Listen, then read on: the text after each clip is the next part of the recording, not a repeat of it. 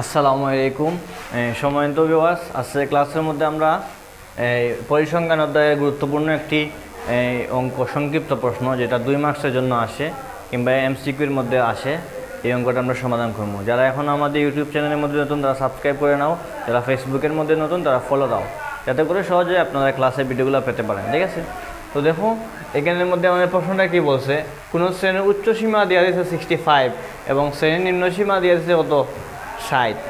ওই শ্রেণীর মধ্যমান নির্ণয় করতে, অর্থাৎ শ্রেণী মধ্যমান বাই করতে হইব। তাইলে প্রথমে আমি দেওয়া আছে লিখলাম, দেওয়া আছে আমাদের কিসের মান দেওয়া আছে, দেওয়া আছে শ্রেণী উচ্চ সীমা। শ্রেণী উচ্চ সীমার মান কত দেওয়া দিয়েছে তারা 65 এবং শ্রেণীর নিম্ন সীমার মান দেওয়া দিয়েছে কত 60।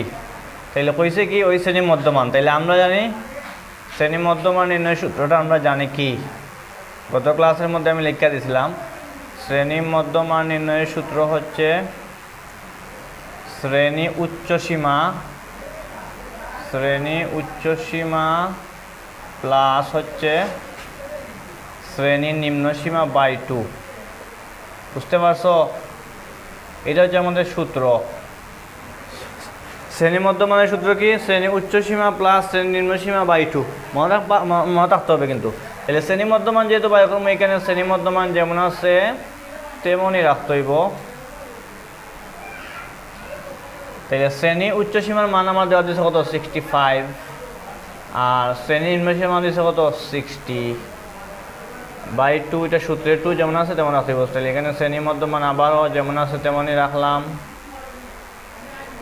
তাইলে এটার সাথে এটা যোগ করবো, 65 আর 60 যোগ করলে কত হয় 125 হবে। 125-এ আমরা 2 দিয়া ভাগ দিব।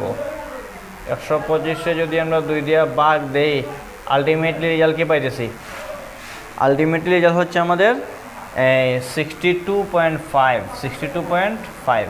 এটা হচ্ছে আমাদের আনসার। আশা করি সবাই বুঝতে পারছো।